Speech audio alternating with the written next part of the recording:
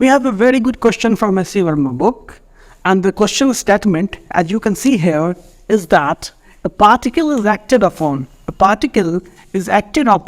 by a force of constant magnitude. मतलब एक force लग रहा है पार्टिकल पे, ठीक है, और उस फोर्स का जो मैग्नीट्यूड है वो आपको दे रखा है कांस्टेंट मैग्नीट्यूड का है, कांस्टेंट मैग्नीट्यूड का फोर्स ऐड कर रहा है, ठीक है.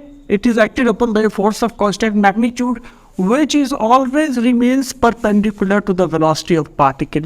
मतलब अगर वेलोसिटी किसी पार्टिकल का इधर की ओर वेलोसिटी है तो फोर्स इधर की ओर एफ एक्ट कर रहा है, इस पे जो फोर्स इस पे एक्ट कर रहा है, it is always remains, suppose करिए it is always remains perpendicular to the velocity. तो फोर्स कुछ ऐसे इधर एक्ट कर रहा है, वेलोसिटी ऐसे इधर एक्ट कर रहा है, ठीक है.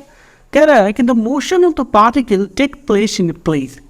जो पार्टिकल का मोशन है वो एक प्लेन में हो रहा है, और आपसे पूछा जा रहा है कि क्या वेलोसिटी इस प्रोसेस में कांस्टेंट रहेगी, या नहीं तो एक्सेलरेशन कांस्टेंट रहेगी, या काइनेटिक एनर्जी कांस्टेंट रहेगी, या moves in a circular path. Particle के इन एट्रीब्यूट्स को लेकर के ये सवाल है. तो सबसे पहली बात आप एक चीज़ को समझ जाएं कि अगर किसी पार्टिकल पे फोर्स लग रहा है तो उस पार्टिकल पे जो उसका एक्सेलरेशन होता है वो न्यूटन सेकेंड लॉ से रिलेटेड होता है, मास इनटू एक्सेलरेशन से, ठीक है. तो if a force is acting on A particle, इसका मतलब है कि एक्सेलरेशन उस पार्टिकल के पास होगा, acceleration can not be equal to zero. और अगर एक्सेलरेशन जीरो नहीं होगा क्योंकि फोर्स एक्ट कर रहा है, इसका मतलब dv/dt should not be equal to zero. इसका मतलब है कि velocity can not be constant, तो अगर फोर्स ऐड कर रहा है तो वेलोसिटी तो कांस्टेंट रहने से रहा, इसलिए ये जो है कि इस वेलोसिटी इज कांस्टेंट, तो ये गलत होगा. बात आ गई कि क्या इसका एक्सेलरेशन कांस्टेंट होगा, क्योंकि फोर्स लग रहा है वेलोसिटी के परपेंडिकुलर. आपसे पूछा जा रहा है कि इट्स एक्सेलरेशंस विल रिमेन्स कांस्टेंट. तो देखिए जब वेलोसिटी कांस्टेंट नहीं है, ठीक है, अब समझिए कि फोर्स का क्या है, force is F equal to m into A, ठीक है. तो अगर उसका एक्सेलरेशन कांस्टेंट, मतलब क्या, इट्स एक्सेलरेशन रिमेन्स कांस्टेंट, ठीक है. तो एक्सेलरेशन जो कांस्टेंट रहेगा या वेरी करेगा, देखो जैसे यहाँ जो फोर्स है वो मास इनटू एक्सेलरेशन से रिलेटेड है.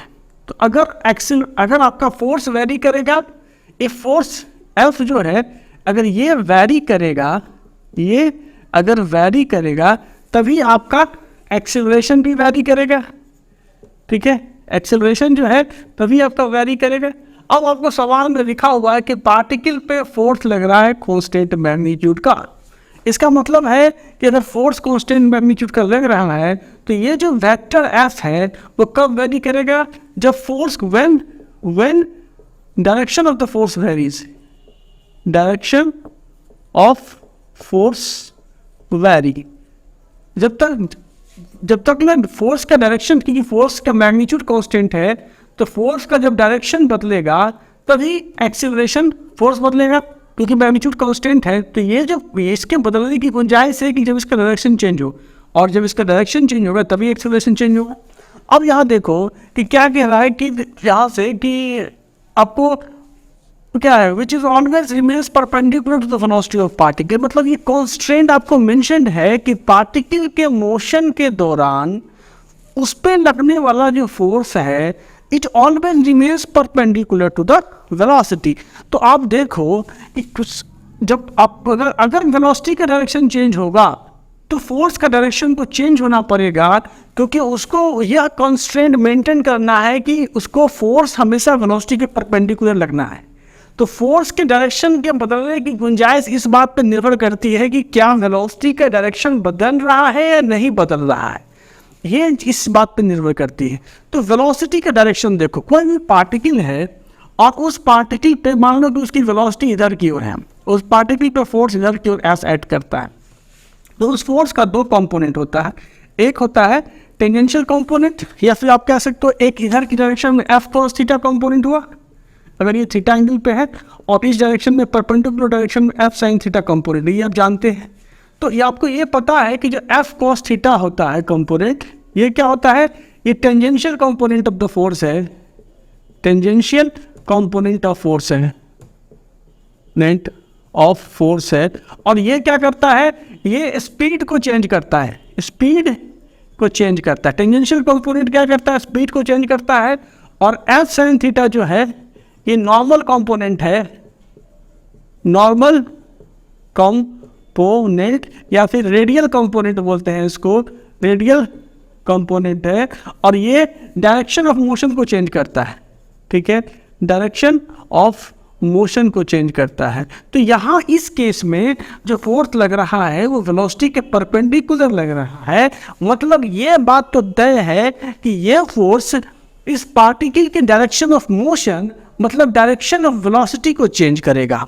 नॉर्मल फोर्सेस जो है सो इसके डायरेक्शन ऑफ मोशन मतलब डायरेक्शन ऑफ वेलोसिटी को चेंज करेगा। तो अगर मान लो कि कुछ दूर चलने के बाद यहाँ पे आने के बाद इसकी वेलोसिटी अगर इधर हो जाती है तो फोर्स इसको इधर लगेगा, और ये जो एंगल होगा फोर्स का और वेलोसिटी का वो 90 डिग्री होगा।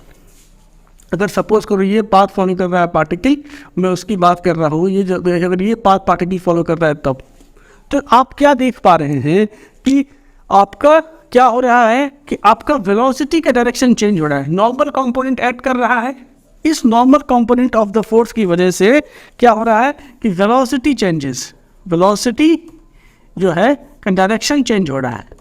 और अगर वेलोसिटी का डायरेक्शन चेंज हो रहा है इसका मतलब है कि फोर्स का डायरेक्शन चेंज हो रहा है, इसलिए फोर्स का डायरेक्शन चेंज हो रहा है, फोर्स डायरेक्शन चेंजेस। और अगर फोर्स का डायरेक्शन चेंज हो रहा है तो कहीं ना कहीं फोर्स चेंज हो रहा है। और अगर फोर्स चेंज हो रहा है in spite of it being of constant magnitude, its direction changes and so acceleration changes, and you can say that its acceleration will constant, no its acceleration will not be constant. समझ में आ गया? इतना discussion जो है, इतना बकवास करने का जो रीज़न था ये बताना कि एक्सेलरेशन यहाँ कांस्टेंट नहीं होगा, क्योंकि इस पे लगने वाला जो फोर्स है वो वेलोसिटी के नॉर्मल है। और ये फोर्स कंपोनेंट जो कि अब रेडियल फोर्स कंपोनेंट या नॉर्मल फोर्स कंपोनेंट है, ये क्या करेगा, इस पार्टिकल के मोशन के डायरेक्शन को इन्फ्लुएंस करेगा, इसके स्पीड को इन्फ्लुएंस नहीं करेगा। तो जब डायरेक्शन ऑफ मोशन बदलेगा तो वेलोसिटी का जैसे ही डायरेक्शन चेंज होगा तो फोर्स का डायरेक्शन अकॉर्डिंगली चेंज हो जाएगा, क्योंकि यहाँ पे लिखा हुआ है कि the force has to be always perpendicular to the velocity of particle। ये constraint यहाँ मेंशन है कि फोर्स को हमेशा पार्टिकल के वेलोसिटी के परपेंडिकुलर रहना है।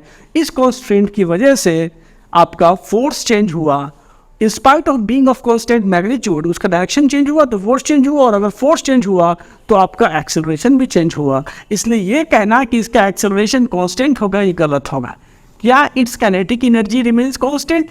ये सिंपल सा बात है कि आप देख रहे हैं कि मोशन के दौरान जो उस पार्टिकल पे फोर्स लग रहा है it always remains perpendicular to the direction of motion.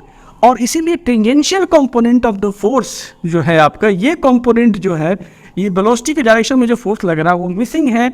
और इसीलिए आप कह सकते हो कि पार्टिकल का जो स्पीड होगा वो स्पीड क्या होगा, इसका स्पीड जो होगा इट स्पीड्स यहाँ पे कांस्टेंट होगा, ठीक है।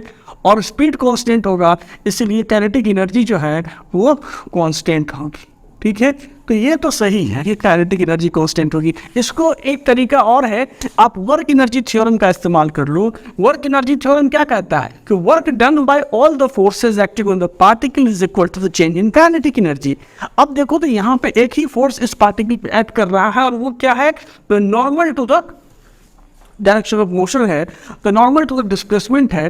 तो इस फोर्स के द्वारा जो वर्क डन होगा वो जीरो होगा, तो अल्टीमेटली जो चेंज इन काइनेटिक एनर्जी है वो जीरो होगा। इसका मतलब काइनेटिक एनर्जी कांस्टेंट। तो दो तरह से आप इस चीज़ को निकालने में सक्षम है, एक तो काइनेमेटिक्स का इस्तेमाल या नहीं तो वर्क एनर्जी थ्योरम से निकाल लिया। ये सही है। It moves in a circular path. तो देखिए यहाँ मेंशन्ड है सर्कुलर पाथ। दो चीज़ में डिफरेंस समझिए, एक होता है सर्किल, एक होता है सर्कुलर पाथ। जब आपसे मैं कह रहा हूँ कि सर्कुलर पाथ में क्या ये मूव करेगा, तो कहीं ना कहीं ये ऐसा हो सकता है कि पार्टिकल कुछ ऐसा है, इस पर जैसे मान लो इसका फोर्स ऐसा लग रहा है और अभी यहाँ पे नॉर्मल फोर्स जो है एफ इधर लग रहा है, फिर पार्टिकल कुछ ऐसा मूव कर रहा है, ठीक है। ऐसे इस पाथ को फॉलो किया, यहाँ पे जाओ, यहाँ पे फोर्स इधर की ओर होगा और इसकी वेलोसिटी टेंजेंशियल होगी। तो मतलब कहने का यहाँ सॉरी यहाँ जो फोर्स होगा इधर की ओर होगा, वेलोसिटी टेंडेंशियल होगी इधर की ओर होगी। इस तरह से जो है सो पार्टिकल एक्चुअली में क्या हो रहा है कि पार्टिकल आपका जो है सो एक सर्कुलर पाथ को फॉलो करेगा, क्योंकि पार्टिकल पे लगने वाला जो फोर्स है वो क्या है, always remains perpendicular to the direction of motion. लेकिन अगर पूछता कि पार्टिकल क्या सर्किल में मूव करेगा, तो पार्टिकल सर्किल में मूव नहीं करेगा, क्योंकि एक ही कांस्टेंट मेंशन है कि पार्टिकल पर लगने वाला फोर्स उसकी वेलोसिटी के नॉर्मल होगा, पर ये मेंशन नहीं है कि वो हमेशा सेंटर के अलॉन्ग होगा। जैसे इस यहाँ देखो तो ये तो समझ गए कि ये पर्टिकुलर सेंटर के अलॉन्ग है, इस डायरेक्शन में हो सकता है कि फोर्स इधर हो जाए, ये भी तो नॉर्मल हो सकता है, तो ये कुछ ऐसा पाथ कर्वेचर को फॉलो कर ले। इसीलिए आप ये नहीं कह सकते कि पार्टिकल सर्किल में मूव करेगा। इस कॉन्स्टेंट केवल इस कॉन्स्टेंट के बेसिस पे कि the force always remains perpendicular to the velocity, this constant की वजह से आप ये कंक्लूड नहीं कर सकते कि पार्टिकल हमेशा सर्किल में मूव करेगा। हाँ, सर्कुलर पाथ को फॉलो कर सकता है। सर्किल में मूव करने के लिए जो फोर्स है उसको always oriented towards a fixed centre, क्योंकि जब पार्टिकल सर्किल में मूव करता है तो आपको पता है कि इस पर पार्टिकल पर लगने वाला जो पार्टिकल पर लगने वाला सेंट्रीपिटल फोर्स होता है वो हमेशा एक फिक्स्ड सेंटर की तरफ होता है। ठीक है, जो अगर मान लो यहाँ पार्टिकल है तो इस पर लगने वाला फोर्स का सेंट्रीपिटल फोर्स हमेशा एक फिक्स्ड सेंटर की तरफ होता है। तो this is all about, thank you very much.